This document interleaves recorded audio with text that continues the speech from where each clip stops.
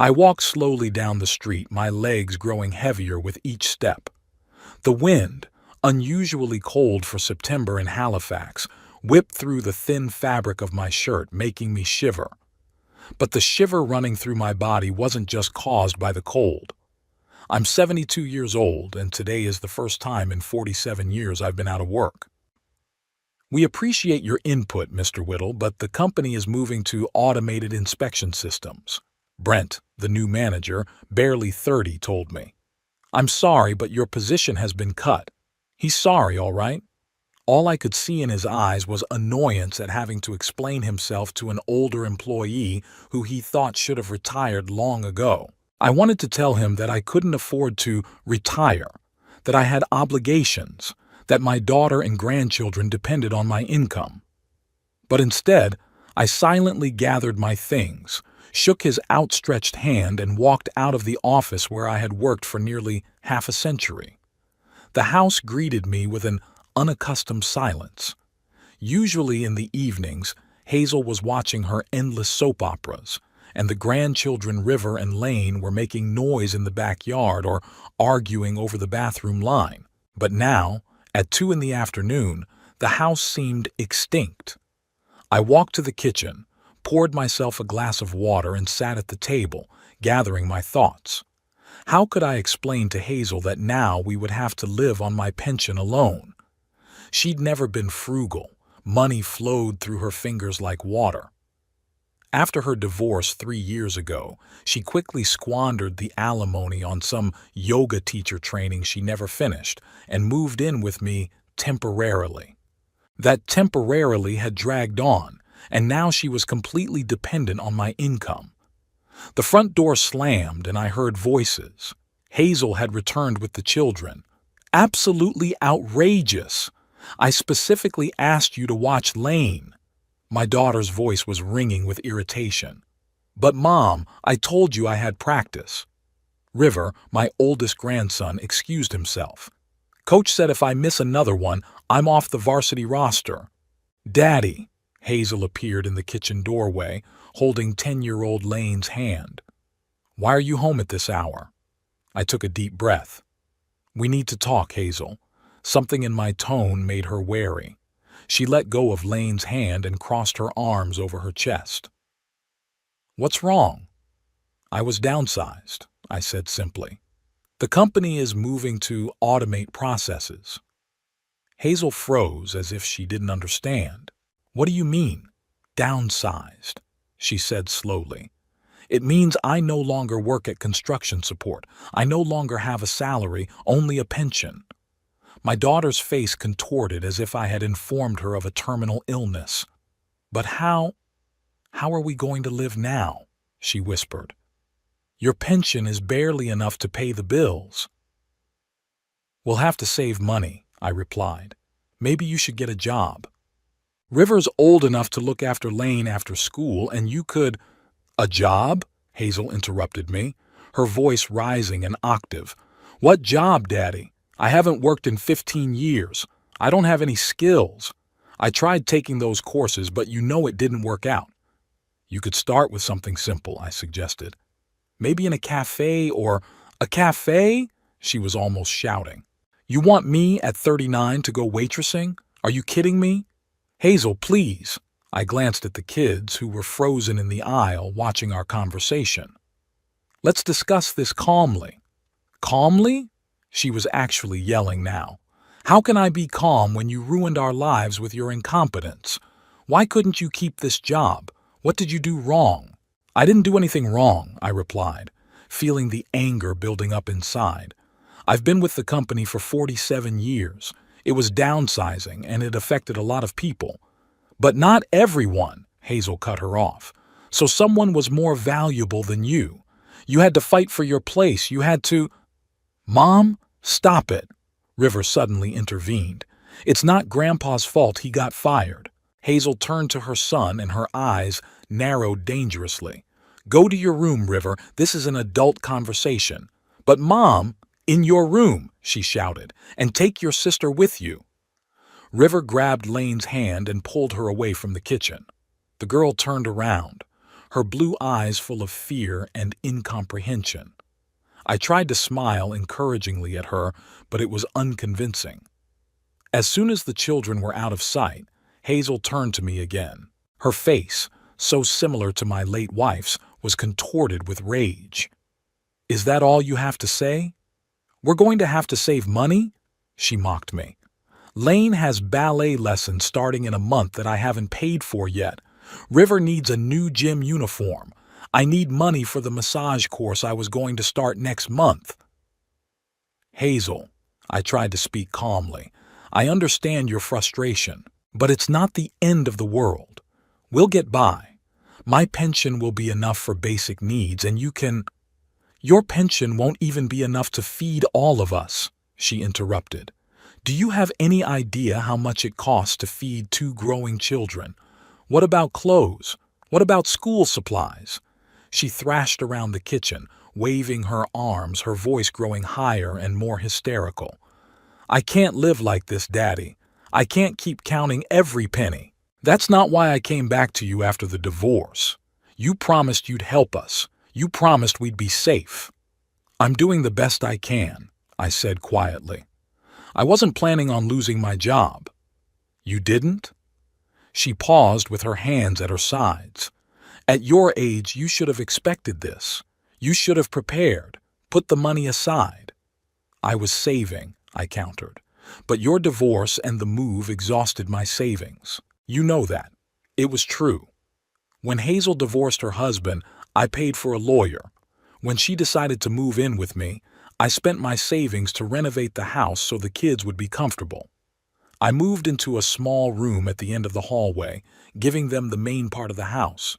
I did what I could to help my daughter and grandchildren. "So now it's my fault?" Hazel raised her voice even more. "You're blaming me for your financial problems?" "I'm not blaming anyone," I sighed. "I'm just saying that we're all going to have to adjust to the new situation now. I'll look for another job, although it won't be easy at my age."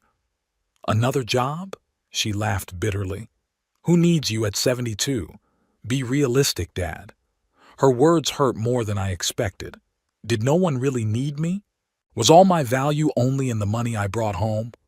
"Hazel," I tried to stay calm, "let's think together about what we should do. Maybe you could look for a part-time job, or—" "No," she interrupted me abruptly. "No, Dad. I'm not going to work in some lousy cafe or supermarket. I deserve better than that. Everyone has to do things they don't want to do sometimes," I said. "For the sake of your children." Hazel stared at me as if I'd said something offensive. "Don't you dare tell me how to take care of my children," she hissed. "I've always put their interests ahead of mine, always, and you're just a selfish old man who only thinks about himself." It was so unfair it took my breath away.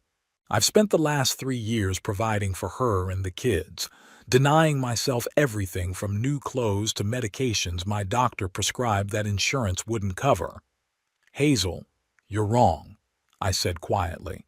"I've always put your interests ahead of mine, ever since you were a little girl." "Have you?" She puckered her lips. "Then why didn't you prepare for this day? Why didn't you set aside enough money so we could live decently even if you lost your job?" "Because all my savings went to you," I answered, feeling something inside me break. "For your divorce, for your housing, for your kids." "So now it's my fault?" Her voice trailed off into a scream. "You're the one who asked me to move in with you. You said you'd help me with the kids." "Yes, I did," I agreed. "And I don't regret it. But I can't create money out of thin air, Hazel. We all have to adapt." "I won't adjust to poverty," she cut me off. "I've been through this before when Grant left us. I won't let my children live in poverty again." "No one's talking about poverty," I countered. "We'll just have to be more frugal." "Frugal?" She laughed hysterically. "Do you realize that your pension isn't even a living wage for 4 people? We'll starve, Daddy." "Don't exaggerate." I was beginning to lose patience. "We can manage if we work together." "No." Hazel shook her head. "No, Dad. I'm not going to work together with you. I'm not going to sacrifice my life and my children's future because of your incompetence." She paused, took a deep breath as if making some kind of decision, and then said, "I think you should leave." I didn't immediately understand what she meant. "What? Leave, Dad? Move out? Find another place to live?" I stared at her, not believing my ears. "Hazel, this is my home. I've lived here for 40 years. So?" She shrugged. "This is where we live now, me and the kids. You can't provide for us anymore, so we don't need you." Her words hit me like a slap. I felt the blood drain from my face. "You're kicking me out of my own home?" "I'm just suggesting you find a place you can afford on your pension," she said calmly, even calculatingly. "And we'll keep this house. After all, the children need stability. They go to school here. They have friends here." "But it's my house," I repeated, still unable to comprehend what was happening. "I've been paying the mortgage for 30 years. My name is on the deed." "It's just a formality," Hazel said. "You can sign the house over to me. It's only fair after all I've been through." I looked at my daughter and didn't recognize her. Where had that little girl with the pigtails who used to come running to me with her broken knees and frustrations gone? When did she turn into this cold, calculating woman? "I won't sign over the house to you," I said firmly. "It's my only asset, my old age insurance." "So you're choosing a thing over the well-being of your grandchildren?" Her voice was high, hysterical again. "You're so selfish, Daddy, always thinking only of yourself." "That's not true, and you know it," I replied, feeling the anger building up inside. "I've taken care of you all my life. Even when your mother died, I didn't break down. I kept working, providing for you. I paid for your college tuition that you dropped out of. I paid for your wedding to Grant, even though I knew he wasn't right for you. I paid for your divorce. I took you and the kids into my house. I gave you the best rooms. That's enough," Hazel screamed. "Stop listing all the things you've done for me. It's your duty as a father to take care of your child." "And it's your duty as a daughter to respect your father," I said quietly, "especially when he's in trouble." "In trouble?" she snorted. "It's your own fault you're in trouble. You should have done a better job, should have done everything you could to keep your place. You should have—" "Stop it." I raised my voice, which rarely happened. "I won't listen to these accusations. I've done my best, always." "Apparently, that's not good enough," Hazel said. "I don't need you without money, so go away." There was a heavy silence in the room. I looked at my daughter and saw only coldness and calculation in her eyes. Not a drop of love or gratitude. "Are you serious?" I finally asked. "You're kicking me out of my own home just because I can't provide for you anymore?" "Yes," she answered without hesitation. "Pack your things and leave.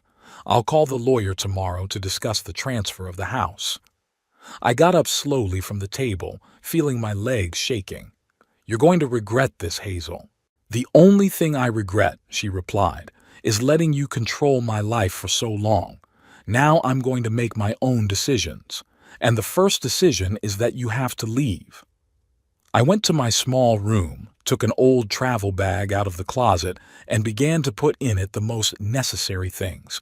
A change of clothes, a razor, a toothbrush, medicine. My hands moved mechanically and my mind was empty. I couldn't believe that this was really happening, that my own daughter was kicking me out of the house I had bought with my labor, in which I had raised her.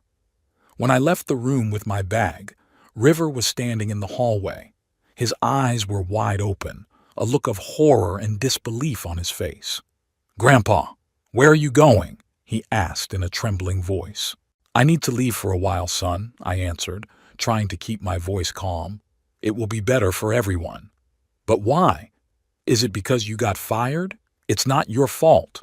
I know, River, but your mom's really upset right now and she needs time to process." Lane looked out of her room door, her eyes red with tears. "Is Grandpa leaving?" she asked quietly. "Just for a while, sweetheart," I tried to smile, but my lips wouldn't do it. "I'll call you, I promise." "No, He won't. Hazel appeared in the hallway, her face stony. Children, go to your rooms. Now. But Mom, River started. I said now, Hazel shouted. The children reluctantly disappeared behind the doors of their rooms, and I was alone with my daughter. Have you got any money? She asked. I patted my pockets and found that there were only $5 left in my wallet the rest of the lunch money. Not much, I answered. Enough for a hostel for the night. Okay, Hazel nodded. I'll call you when I decide what to do with the house. She went to the front door and opened it, explicitly inviting me to leave. I walked slowly toward the exit, each step difficult as if I were walking in deep snow. At the threshold, I turned around one last time. I never thought you could do this, Hazel. And I never thought you could let me down like this, Daddy, she replied. We're even. The door slammed behind me, and I was alone on the porch of the house that was no longer mine. The Sea Breeze Hostel was located in one of Halifax's most unremarkable neighborhoods. The 3-story, blackened brick building, wedged between a laundromat and a grocery store, looked like it had been renovated during Queen Victoria's lifetime. The shabby sign creaked in the wind, and the porch steps sagged under the weight of the guests. But for me, this hostel was the only available shelter. A room for one is $30 a night, the receptionist told me, an older woman with a tired face and bright red dyed hair, with a shared bathroom at the end of the hallway. The bed in the common room is $15. I looked at the $5 bill in my hand, all I had left. I'd never gotten a credit card, considering it an unnecessary luxury. And what was the point of having them if my entire paycheck went to my family's needs? Do you have anything cheaper? I asked, trying to keep my voice firm. The woman looked me over with an appraising gaze, lingering on the worn travel bag and the old-fashioned suit. I'm afraid not, she said, and I could hear the sympathy in her voice. But if you just want to sleep over, you can stay in the recreation room on the first floor. There's a couch there. It will cost $5. I felt the color of shame flood my face. Was my situation really that obvious? But there was no choice. Thank you. I handed her the bill. I'll take the restroom. She nodded without asking for ID and handed me the key to the front door. The restroom is just down the hall, first door on the right. There's a kettle and microwave in there if you need to heat something up. I thanked her and headed in that direction.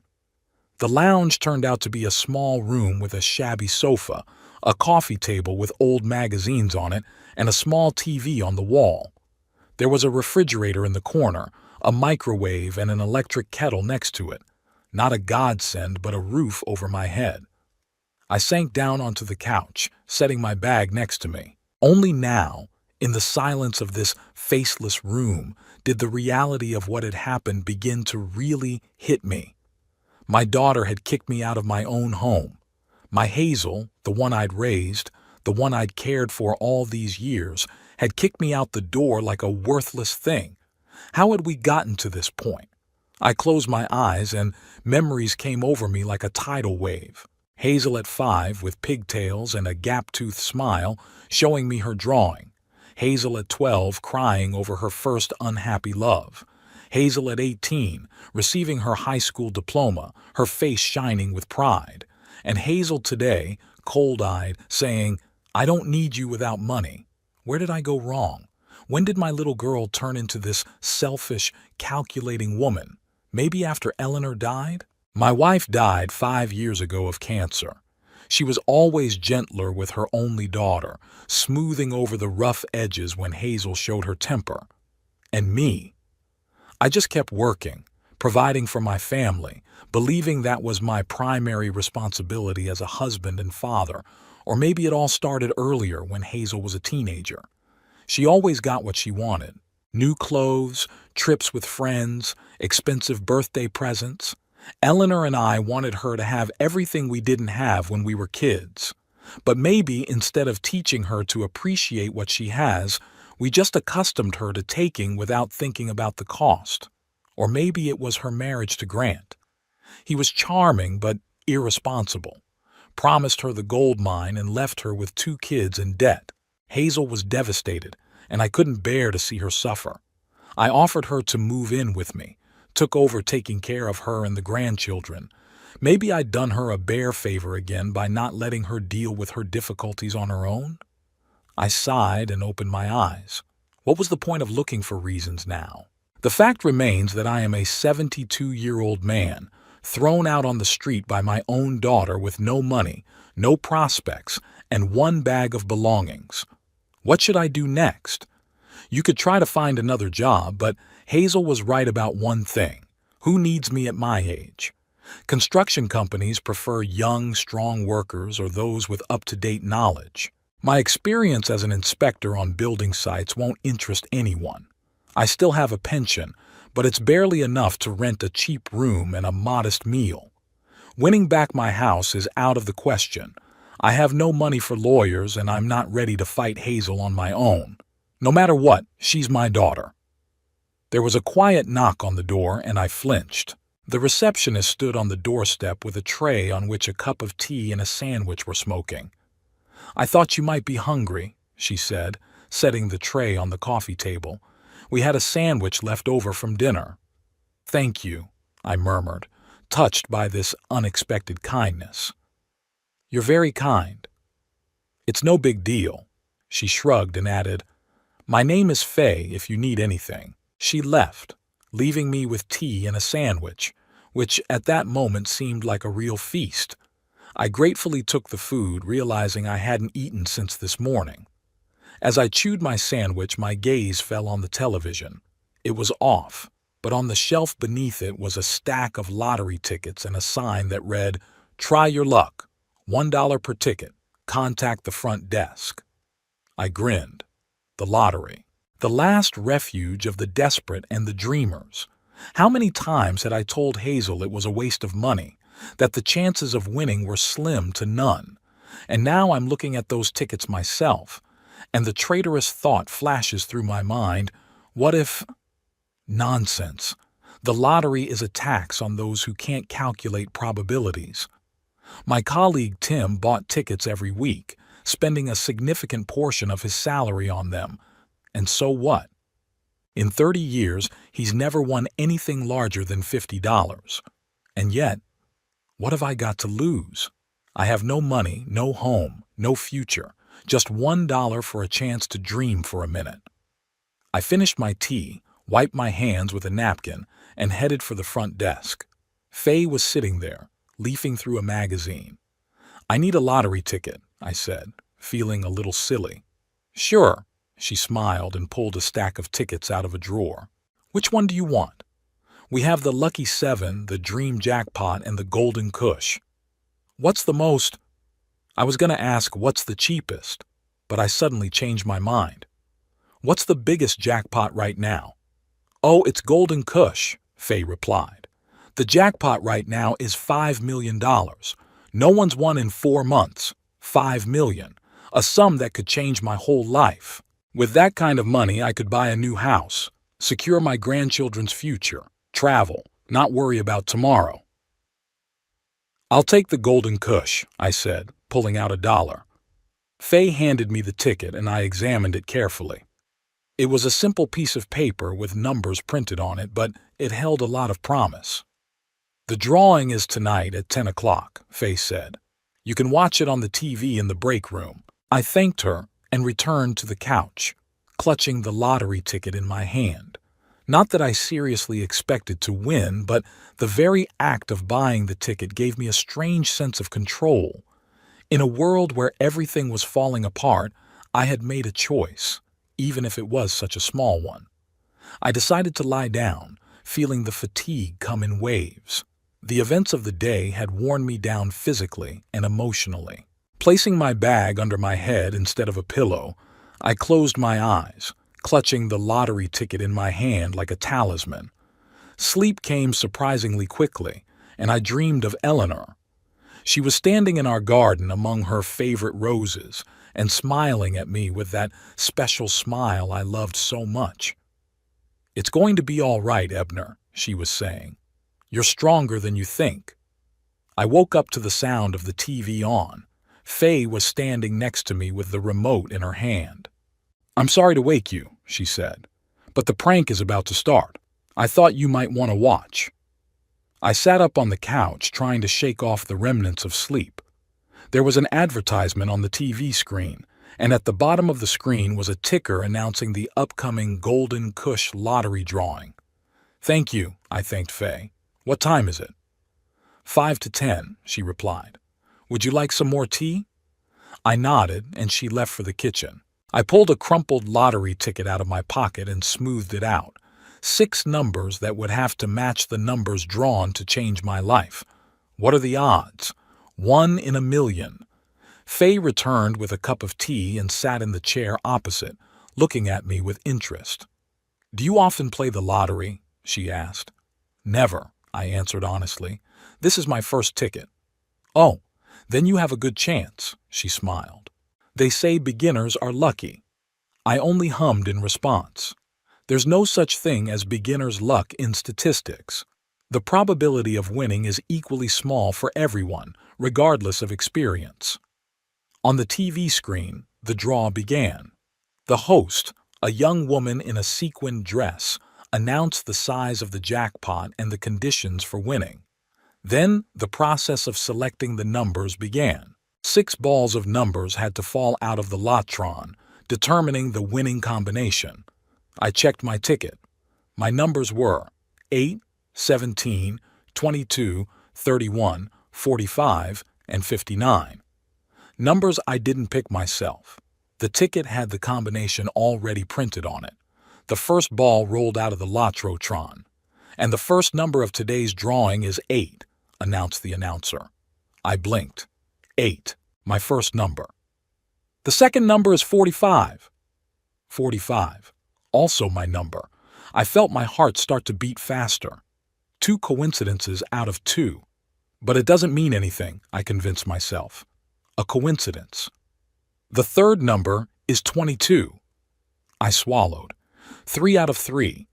The probability of such a coincidence was already much lower, but still within the realm of possibility. "The fourth number is 59. Faye, who had apparently been watching my reaction, pitched forward. "Do your numbers match?" she asked excitedly. I nodded silently, unable to take my eyes off the screen. "Number 5 is 31. 5 out of 5 matches. This was beyond mere coincidence. I felt my hands shaking. "And the last, 6th number of today's drawing." I held my breath. The room became so quiet that you could hear the clock on the wall ticking. 17. The world around me seemed to freeze. I stared at the screen, unable to believe my eyes. All 6 numbers, all 6 of my numbers had been drawn. "Oh my God!" Faye exclaimed, jumping up from her chair. "You won! You've won the jackpot!" I couldn't speak. I couldn't move. I couldn't breathe. $5 million. I just won $5 million. That's impossible. There's no such thing. The odds of winning the Golden Cush are 1 in 42 million. People buy tickets their whole lives and never win. Did I, who bought my first lottery ticket ever, hit the jackpot? "You need to call the number on the ticket." Faye shook my shoulder, bringing me out of my stupor. "Hurry! They'll tell you what to do next." I shifted my gaze to the ticket in my hand. Yes, there was indeed a phone number printed there for the winners, but I couldn't bring myself to believe what was happening. "Do you have a phone?" I asked hoarsely. "Of course." Faye pulled her cell phone out of her pocket. "Here you go." With trembling fingers, I dialed the number. After a few beeps, a pleasant female voice answered me. "Golden Cush Lottery, how can I help you?" I think I won," I said uncertainly. "Congratulations," replied the woman enthusiastically. "May I have your name and ticket number?" I gave my name and dictated the number printed on the ticket. "Just a moment, please," she said. I could hear her tapping on the keyboard. "Yes, Mr. Whittle, you are indeed the winner of the winning ticket. Congratulations on winning $5 million. I got dizzy. So it's true. I really did win." What do I do now?" I asked. You need to come to our Halifax office tomorrow morning with your ticket and ID. We will do an official verification procedure and then you can collect your winnings. The office address is printed on the back of the ticket. I thanked her and hung up, still not believing what was happening. What's up? Faye asked impatiently. What did they say? You really won, I said, and my voice sounded alien. $5 million. Wow, Faye exclaimed, clapping her hands together. That's amazing. What are you going to do with that kind of money? What am I going to do? That question brought me back to reality. $5 million. A sum that could completely change my life. I could buy a new house. I could travel. I could provide for my grandchildren's future. And then I was struck by the thought of Hazel, my daughter who kicked me out of the house saying she didn't need me without money. What will she say now that she knows I've won? Would she come running back, apologizing and trying to return the favor? I felt a strange feeling growing inside, a mixture of bitterness, resentment, and release. For the first time in years, I was truly free. Free from having to work my ass off to provide for an ungrateful daughter. Free from guilt and obligation. Free to choose how to live my life. I don't know, I finally answered Faye. I need to think it over.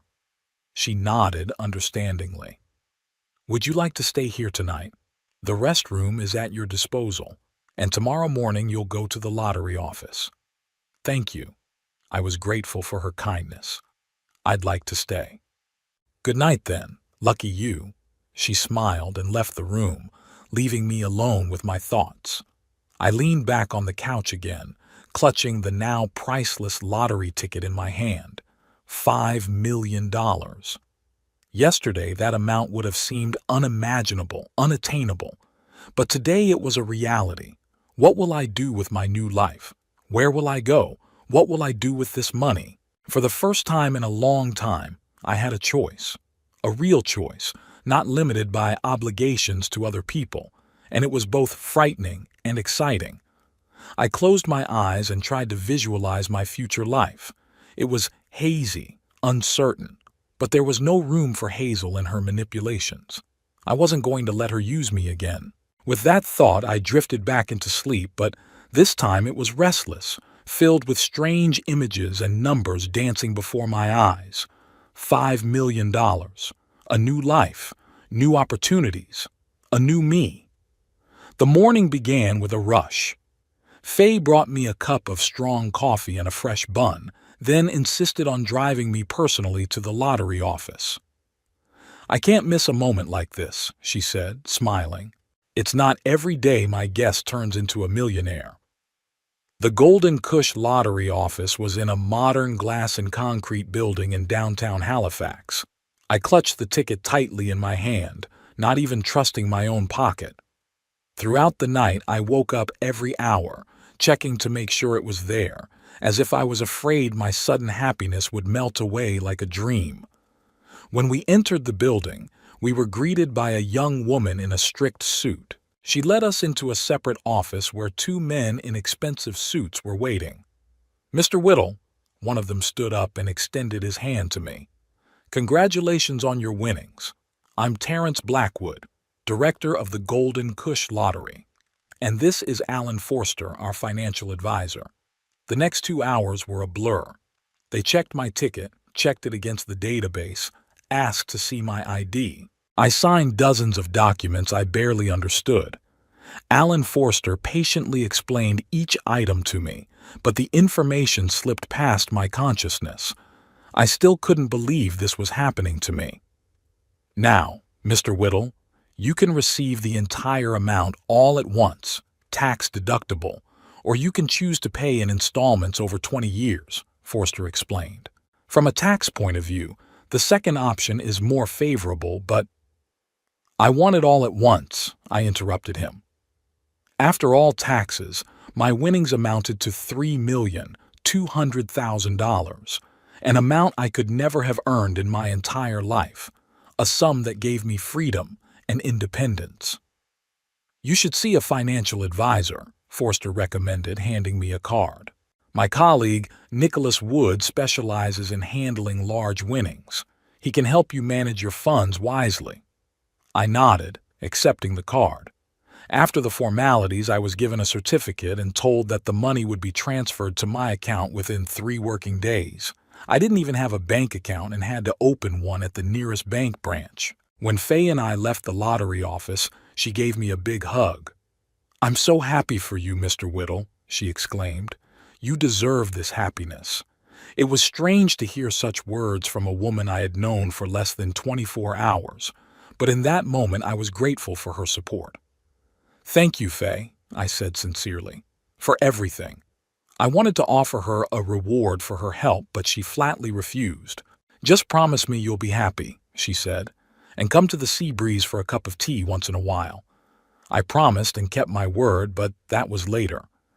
And that day, after receiving my $1 million certificate, I suddenly realized I had no idea what to do next. Where to go, where to live, how to dispose of the sudden wealth that had fallen on me.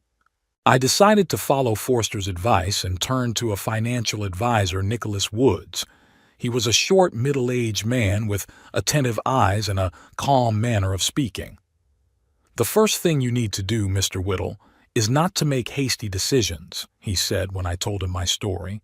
"Sudden wealth often leads to impulsive spending that people regret." He advised me to divide the money into several parts: part to invest in safe bonds and stocks to ensure a stable income, part to put aside for current expenses, and part to buy a house. "Did you say you wanted to move out of Halifax?" he asked. "Yes," I nodded. "Too many memories, and I don't want to run into my daughter." "I understand." He nodded sympathetically. "There are real estate options in the suburbs or small towns along the coast. The prices are much lower than in Halifax, and the quality of life is sometimes even better." We talked for several hours discussing various investment strategies and housing options. At the end of the meeting, I felt much more confident. I had a plan. I spent the next 2 weeks staying at different hotels in Halifax, constantly changing places as if I was afraid Hazel would find me. I avoided places where we might run into each other and tried not to draw attention to myself. Fortunately, the lottery organizers had agreed not to release my identity to the press, limiting it to an elderly Halifax resident who had won the jackpot. But the city still seemed foreign and unfriendly to me now. I wanted to leave, to start over, where no one knew me, where there were no painful memories of my daughter's betrayal. Nicholas Woods recommended a realtor specializing in coastal real estate, and I began my search for a new home. After several days of looking at various options, I finally found what I was looking for: a small but cozy house in the town of Moonlight Bay, a 40-minute drive from Halifax. The house stood on a rocky shore overlooking the ocean. It had 2 floors, 3 bedrooms, a spacious living room with panoramic windows overlooking the vast expanse of water. The back patio sloped right down to a small beach, which at low tide revealed a stretch of soft, golden sand. "It's perfect," I said to the realtor, looking out at the ocean through the huge windows. "I'll take it." The price of $850,000 seemed reasonable for such a property. I decided to spend another $100,000 on repairs and furnishings. After all the necessary investments, I had more than $2 million left, a sum that, if managed wisely, could provide me with a comfortable life for the rest of my days. The deal was done quickly, and within a month of winning the lottery, I moved into my new home. I ordered new furniture, hired a landscaper for the garden, and a construction crew for some minor repairs. But most importantly, I enjoyed the freedom. For the first time in years, I could do what I wanted without thinking about money or caring about other people's needs. I woke up at the crack of dawn, drank coffee on the terrace looking out at the ocean, walked on the beach collecting seashells, read the books I had long wanted to read but never had time for. The town of Moonlight Bay turned out to be exactly what I needed: small, quiet, with a leisurely pace of life and friendly residents. There were no noisy tourists or nightclubs here, just a few cafes, a small market where local fishermen sold their fresh catch, a library, and a community center where older people gathered to play bridge or chess. I started stopping by the local cafe by the sea every morning, ordering the same breakfast, eggs Benedict and a large cup of coffee. Gradually, I began to get to know the locals.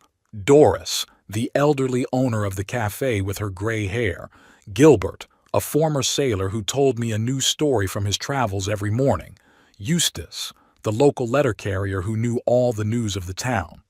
They received me with warmth and curiosity without asking too many questions. I told them I was recently widowed and had decided to move closer to the ocean to start a new life. It was a half-truth. I was indeed a widower, although my wife had died 5 years ago, not recently. I didn't mention the lottery winnings, saying only that I'd gotten a nice severance package after being downsized and decided to spend it on realizing a long-time dream, a life by the ocean. One morning, when I was having breakfast at a cafe, a woman sat down at my table. She was a tall, slender lady with short silver hair and bright blue eyes. She looked about 70, but she held herself with that special energy, which is characteristic of people who live actively and in old age. "Do you mind? All the other tables are taken," she said with a slight British accent. "Sure, have a seat," I said, a little surprised by her directness. "I'm Rowan Party," she introduced herself, extending her hand.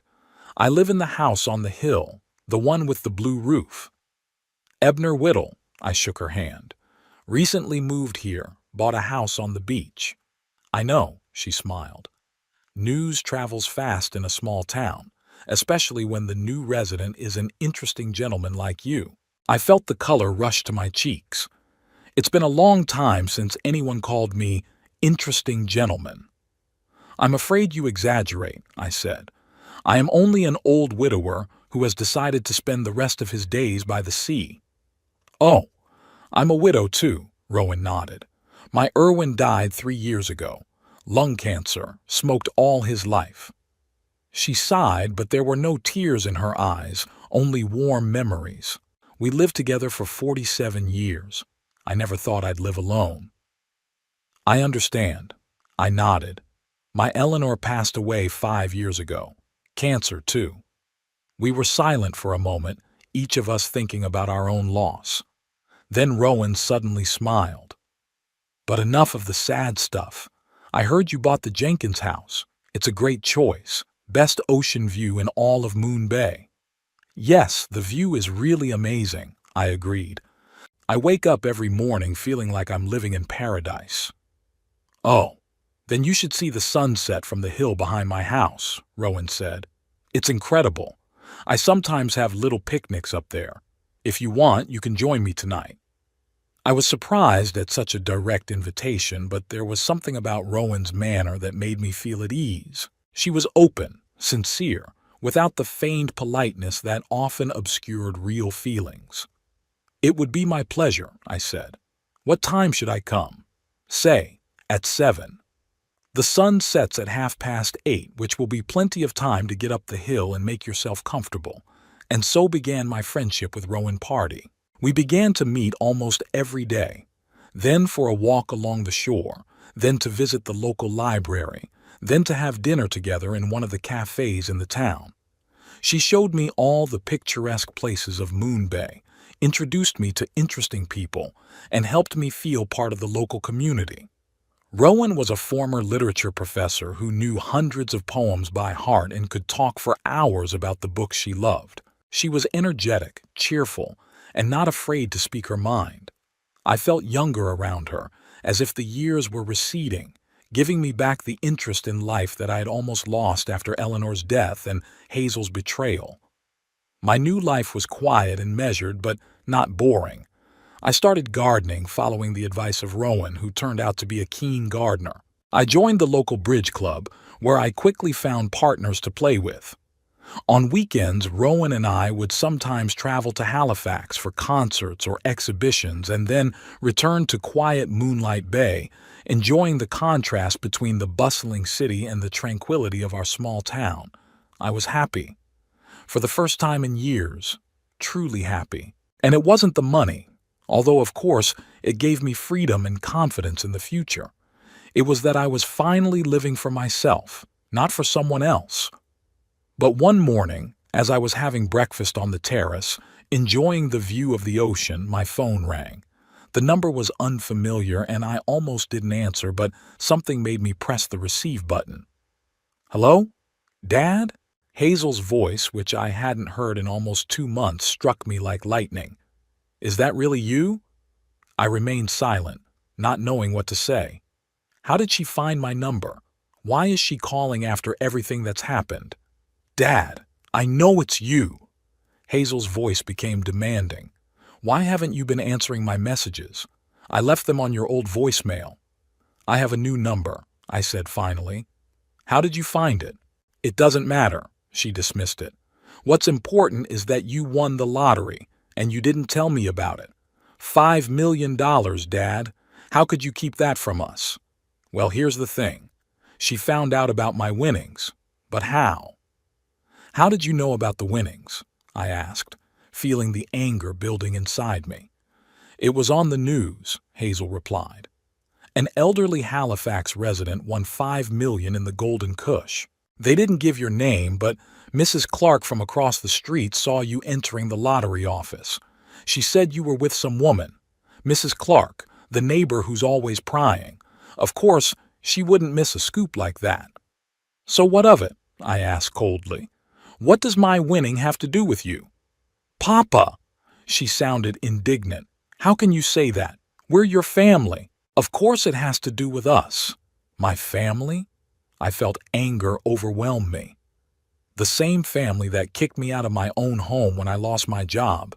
The same daughter who said she didn't need me without money. Dad, you've got it all wrong. Hazel's voice softened, almost pleading. I was upset, scared. You know how scared I am of being broke after what happened to Grant. I didn't mean to offend you, I just didn't mean it well. Unfortunate? I grinned bitterly. You kicked me out the door with one bag of stuff. It wasn't an unfortunate expression, Hazel. It was a conscious choice. I made a mistake, Daddy. She was really crying now, or skillfully imitating crying. I'm so sorry, we all miss you. The kids keep asking when you're coming back. I'm not coming back, I said firmly. I have a new home now, a new life. A new home? There was a new demanding tone in her voice. You bought a house. Where? How much did it cost? It's none of your business, Hazel. But, Daddy, what about us? You have to help us. River's got school problems, Lane needs to pay for dental work, and I haven't been able to get a job. Of course she couldn't. She didn't even try. I'm sorry to hear that, I said, surprised at my own calmness. But it's not my problem. Not your problem? Hazel was almost shouting. We're your family. You have $5 million and we can barely make ends meet. How is that not your problem? You defined our relationship, Hazel, when you said you didn't need me without money. Now I have money, but I don't need you. There was silence on the other end of the line. Then Hazel spoke, and her voice was icy. You can't do this to us. We're entitled to some of that money. No, you don't, I replied, and I advise you not to call me again. We will come to you, she exclaimed. Tell us where you live. Goodbye, Hazel. I pressed the end button of the call and took a deep breath. I knew this wasn't the end. Hazel isn't the type to give up easily, especially when it comes to money. She'd look for me, try to find out where I lived, maybe even hire a lawyer to challenge my winnings. But I was prepared for that. I had a house protected by a good security system. I had a lawyer who assured me that Hazel had no rights to my money. I had a new life with no room for her manipulation and selfishness. The phone rang again, Hazel's, of course. I turned it off and went to the garden where I was growing roses, Eleanor's favorite flowers. Rowan was due later. We had planned a walk along the beach and a picnic. The thought of Rowan made me smile. Our friendship had grown into something more over the past few weeks, though neither of us had yet dared to call it a relationship. We were just two older people enjoying each other's company, finding solace in conversation, laughter, shared interests. But Hazel's call reminded me that the past isn't always easy to leave behind. Sometimes it comes back, demanding attention, trying to pull you back into old patterns and conflicts. I'm not going to let that happen. Not this time. I will protect my new life, my right to happiness, my right to choose who I want to share it with. The phone in the house rang again, but I didn't even turn around. Instead, I continued working in the garden, preparing to meet Rowan and thinking about what a wonderful day we had ahead of us. I stood at the window of my living room watching the waves crash against the coastal rocks.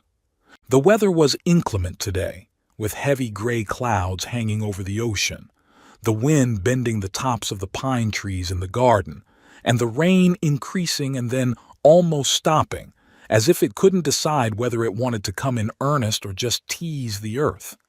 The weather didn't spoil my mood, though. During those 3 months of living in Moon Bay, I had grown to love both sunny days and stormy days, each beautiful in its own way when viewed from a warm, cozy home. My home has indeed become cozy. I spent a lot of time arranging it to my liking: warm colors in the interior, comfortable furniture, bookshelves filled with my favorite volumes, a collection of vinyl records that I started to collect again after I left my old collection in Halifax. On the walls were reproductions of paintings Eleanor and I loved. In the garden were roses she adored. There was nothing of my past life with Hazel here, nothing to remind me of those difficult years after my wife's death. It was completely mine, a new world. The phone calls from my daughter became less frequent, but they didn't stop altogether. She called once a week, sometimes twice, each time changing tactics. She threatened to sue, begged for help, and tried to evoke pity by telling me about the difficulties children face. I listened to her, answered shortly and dryly, but did not give in to manipulation. Gradually, I learned to see through her, to notice the false notes in her voice, to recognize the lies behind the veil of beautiful words. The doorbell rang, snapping me out of my musings. It was strange. I wasn't expecting anyone.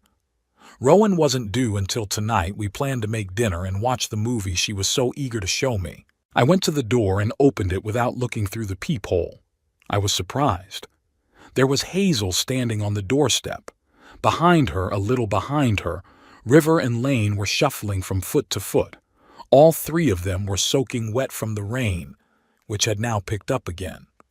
"Daddy," Hazel smiled, but the smile didn't touch her eyes. "We finally found you."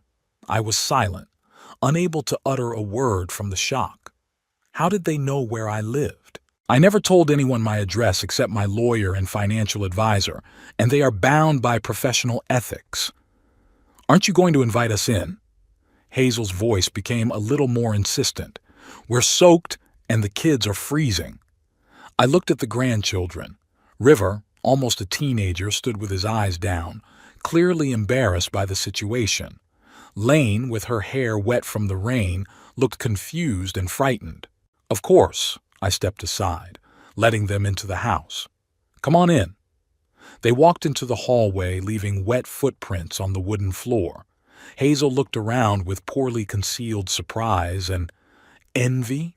Yes, it was envy in her eyes when she saw the spacious living room with panoramic windows overlooking the ocean. "What a beautiful house," she said, trying to keep her voice casual. "It must have cost a fortune." I didn't respond to that transparent innuendo, instead turning to my grandchildren. "River, Lane, it's good to see you. You must be soaked. There are clean towels in the bathroom so you can dry off." "Thank you, Grandpa," River replied quietly, the first to break the awkward silence. I showed them to the bathroom, and then went back to the living room where Hazel was already comfortably seated on the couch, as if this wasn't the first time she'd been here. "So," I said, sitting down across from her, "how did you find me?" Hazel shrugged as if it were nothing. "I hired a private investigator. He tracked down a real estate purchase in your name. It's not that hard if you know what to look for." A private investigator. Of course, I should have seen this coming. Hazel was always persistent when it came to her interests. "And why did you come here?" I asked her bluntly. "Daddy," she stepped forward, her face taking on an expression of genuine concern that I now recognized as fake. "We were worried about you. You disappeared without a word, without leaving an address. The children miss you. I miss you." "You do?" I couldn't hide the skepticism in my voice. "Did you miss me? Or my money?" Hazel's face contorted with anger for a moment, but she quickly pulled herself together. "How can you say that? Of course I missed you. You're my father.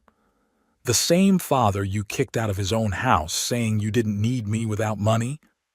"I already explained that I was upset." Her voice became pleading. "I didn't mean to say that. You have to understand how scared I was at the thought of us being destitute." At that moment, River and Lane came back into the living room, dry and a little happier.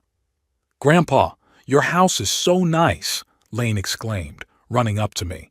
"Can I see what's outside?" "It's raining right now, honey," I said, stroking her head. "But when it's over, we'll take a walk on the beach. There are a lot of interesting shells there." "Really?" Her eyes lit up. "I love seashells. I have a whole collection at home." "And I have a collection here too," I smiled. "Would you like to see it?" Lane nodded vigorously, and I led her to the glass case in the corner of the living room where I kept the sea treasures I'd found on my walks on the beach. River, meanwhile, walked over to the window, looking out at the raging ocean. "It's beautiful here," he said quietly. "It's peaceful." "Yes," I agreed, joining him at the window. "That's why I chose this place." "Daddy," Hazel caught my attention again. "We need to have a serious talk." I nodded. "Why don't you guys go to the library? It's the room at the end of the hallway. There are a lot of interesting books there and a game console." River nodded understandingly and led his sister out of the room. When we were alone, Hazel got straight to the point. "We need your help, Dad.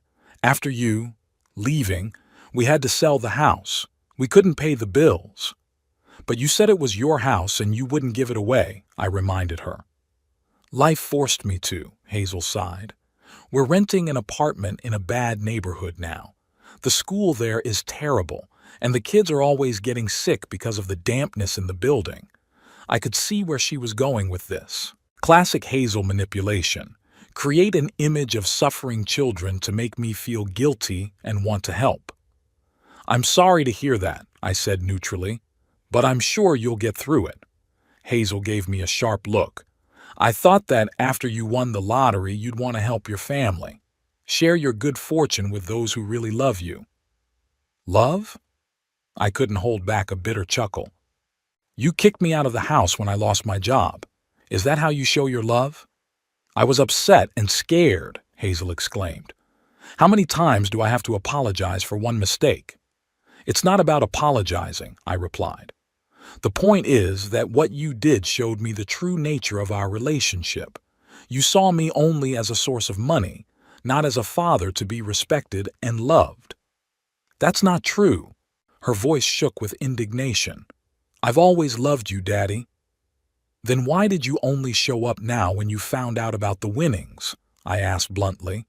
"Why didn't you come earlier, just to see how I was, where I was, if I was okay?" Hazel was silent for a moment, clearly unprepared for such a question. I didn't know where you were," she mumbled. "You didn't leave an address." "But you found me when you wanted to," I pointed out. "When you realized I had money you could use." "That's not fair, Daddy," she exclaimed. "You're judging me too harshly."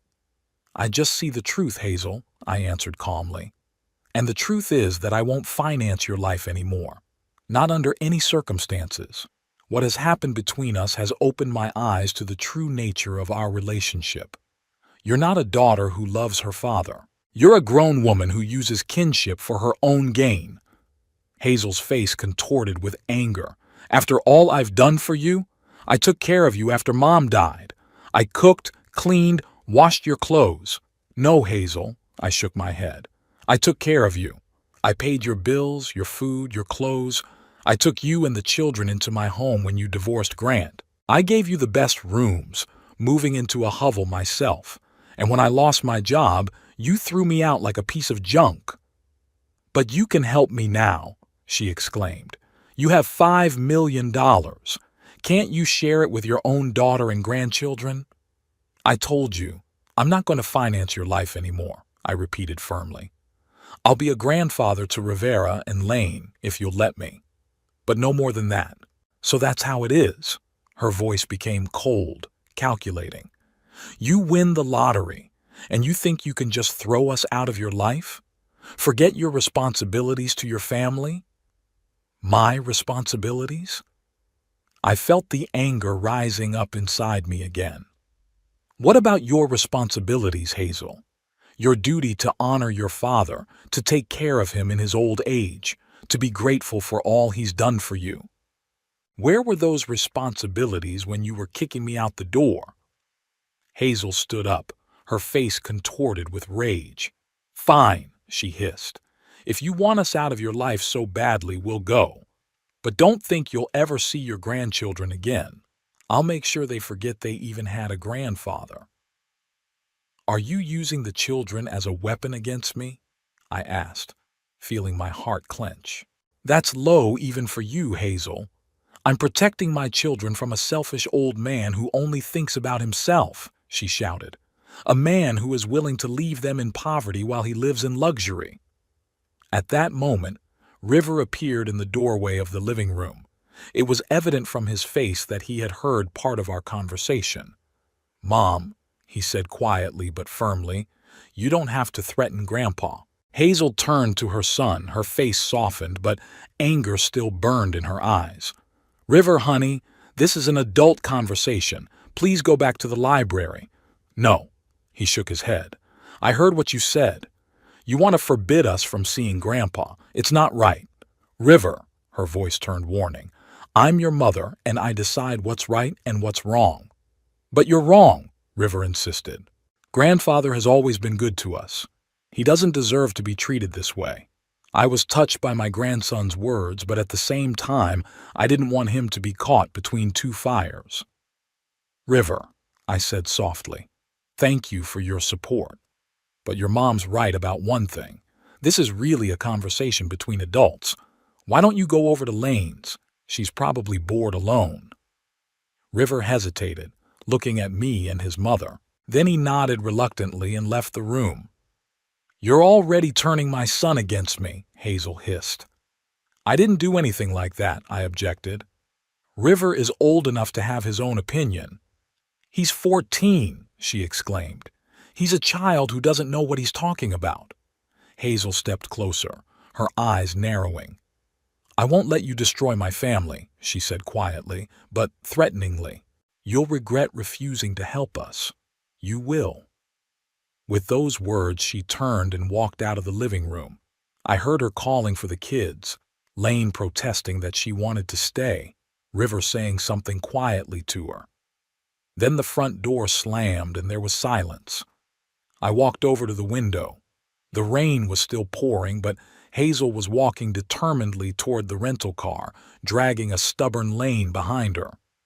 River walked beside her with his head down. It pained me to see my grandchildren in this situation, but I knew I couldn't let Hazel manipulate me again, not even for the sake of the kids. The car drove away and I was alone in my house, feeling a strange mixture of relief and bitterness. I had made the right choice, protecting my new life from my daughter's toxic influence. But the price of that choice, the possible loss of connection with my grandchildren, was high. The phone rang, snapping me out of my reverie. It was Rowan, calling to see if our evening plans were canceled due to the weather.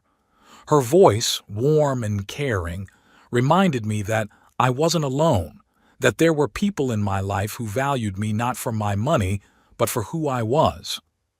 No, it's still on, I replied, feeling the tension of seeing Hazel gradually let go.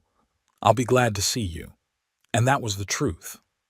I was really glad to have Rowan in my life, someone I could be myself with without fear of judgment or manipulation, a person who saw me not as a wallet, but as a person. 6 months had passed since the day Hazel and the kids showed up on my doorstep. 6 months of relative calm, broken only by occasional calls from my daughter, who threatened lawsuits or tried to pity me with stories of her children's illnesses and financial difficulties. I had learned to listen to her calmly, without emotion, and each time I firmly reiterated my decision, I would no longer finance her life. Today was a particularly beautiful day, early May, when the air had warmed enough for swimming, but not yet hot and stuffy like in summer.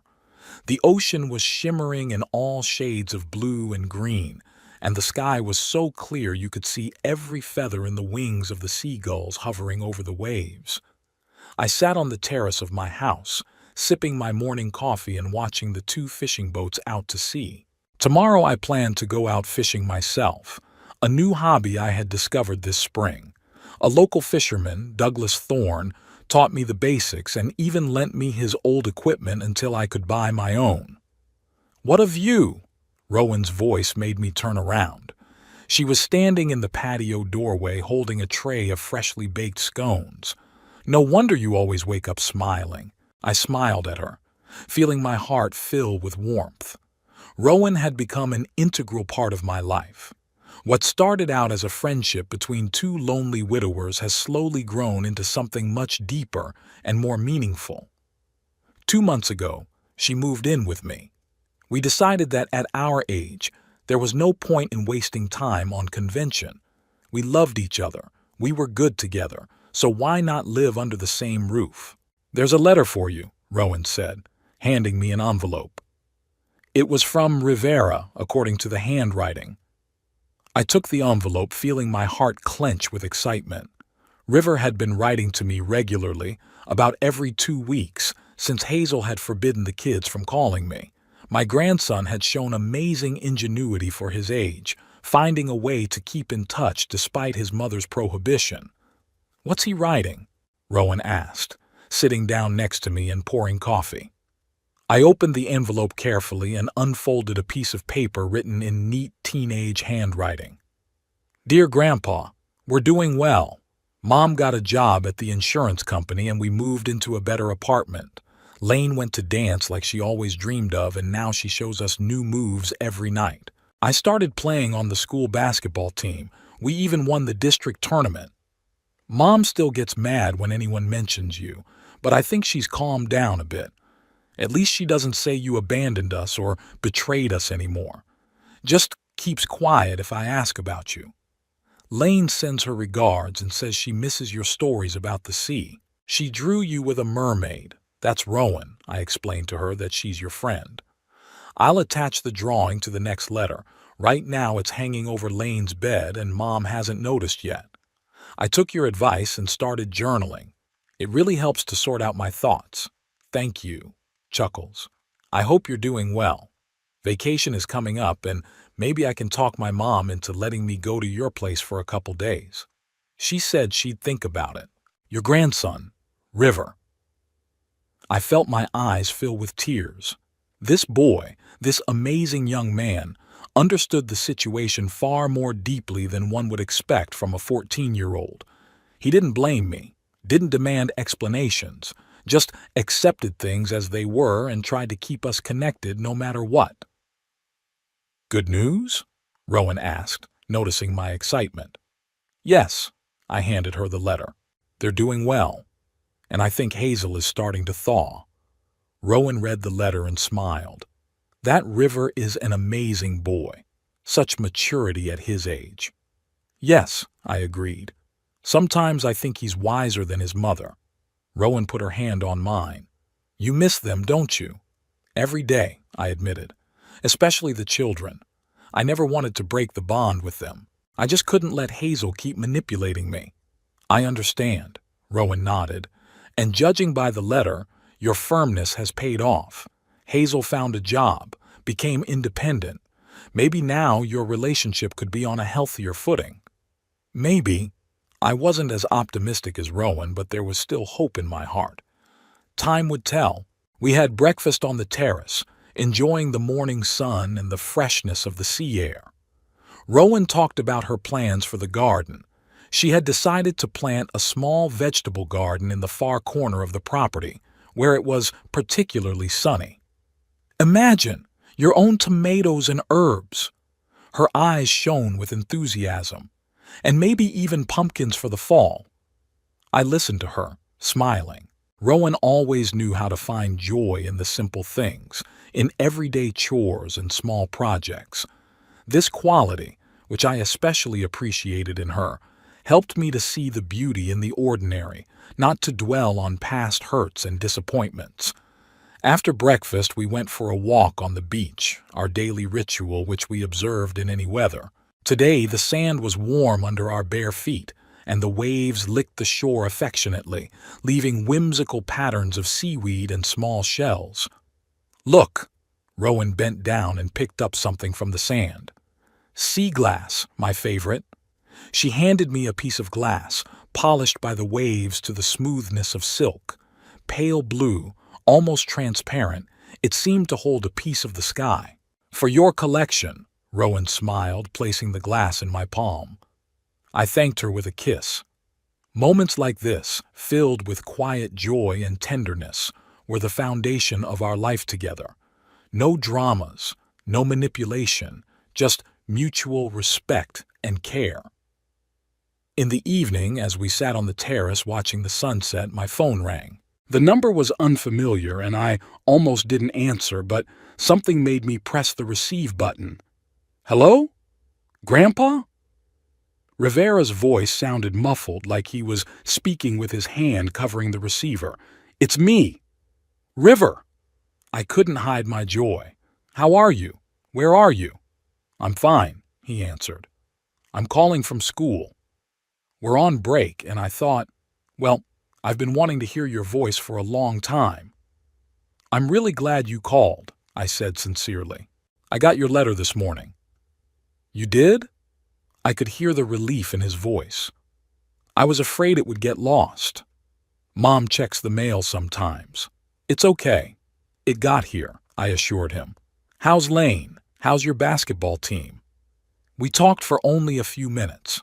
River was afraid he'd be caught making a restricted call, but even that short conversation was enough to fill my heart with warmth.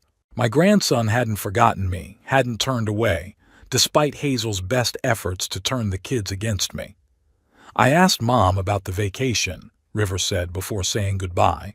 She said she'd think about it, but I'm still coming, even if I have to run away. Don't do anything stupid, River, I warned him. Your mother has the right to decide who you spend your time with. If she says no, we'll find another way to see each other. Maybe I'll come to Halifax for a day. Really? He sounded so hopeful it made my heart sink. That would be great. After talking to Rivera, I told Rowan about his call and the possible trip to Halifax. Are you really ready to go back there? She asked with concern. After everything that's happened? For the sake of the grandchildren, yes, I replied. I won't let Hazel keep me from them just because I don't want to give her money. Rowan nodded understandingly. I'll come with you if you want, for moral support. I was touched by her offer. Rowan knew the whole history of my relationship with Hazel, knew how painful it had been for me to confront my own daughter. And the fact that she was willing to support me in this situation spoke to the depth of her feelings. Thank you, I squeezed her hand.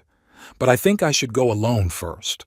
The meeting with Hazel is going to be stressful enough as it is, and Rowan showing up could only complicate things. I understand, she smiled.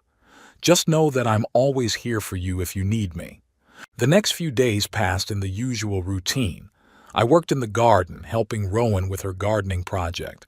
We went fishing, cooked dinners for friends we'd made in Moonlight Bay, read books, listened to music in short, enjoyed the simple pleasures of life that had eluded me in the never-ending race to make a living and try to please my demanding daughter. One morning, as I was fiddling with a new fishing rod in preparation for a fishing trip, the phone rang. Hazel's number popped up on the screen and I braced myself for another unpleasant conversation. Hello? I answered neutrally. Dad. Hazel's voice sounded unusually quiet without the usual demanding tone. How are you? Fine, thank you, I answered, surprised by her tone. And you? The kids? We're fine. I paused as if she were gathering her thoughts. Dad, I'm calling, I wanted to say. She hesitated and I waited patiently, not knowing what to expect. I wanted to apologize, she finally said, for the way I acted, for kicking you out of the house, for everything. I was so stunned I couldn't say a word. In all those months, Hazel had never once truly acknowledged her guilt, always making excuses for her actions or shifting the blame to me. I started seeing a counselor, she continued when I was silent. After Grant took the kids away for the weekend and River refused to come back to me, he said that I looked like the toxic parent from the ones they talk about at school. It was, sobering. I still didn't know what to say. Part of me wanted to believe that she was sincere, that she had really changed. But the other part, having learned from bitter experience, remained wary. The psychologist is helping me understand my relationship with you, with the kids, with Grant, Hazel continued. I'm beginning to understand why I've been acting the way I have, using people, manipulating them. It's not an excuse, it's just, I'm trying to be a better person. I'm glad to hear that, I finally replied, choosing my words carefully. Working on yourself is always a positive step. I'm not asking you to forgive me or give me money right away, she added quickly, as if anticipating my thoughts. I just wanted you to know that I realize how awful I've been to you, and I'm sorry, really sorry. Her voice trembled and I could hear a sincere note of remorse in it that I'd never noticed before. Thank you, Hazel, I said quietly. It means a lot to me. And also, the kids miss you, she added. Especially River. He's still mad at me for forbidding him to see you. I was thinking, maybe you could come to Halifax for a day, or they could visit you if you don't want to come back here.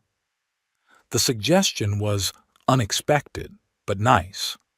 I didn't know if Hazel had really changed, or if it was just another manipulation, but the chance to see my grandchildren outweighed any doubts. I'd love to meet them, I replied. Maybe next weekend? I could come to Halifax for a day. That would be wonderful, I could hear the relief in her voice.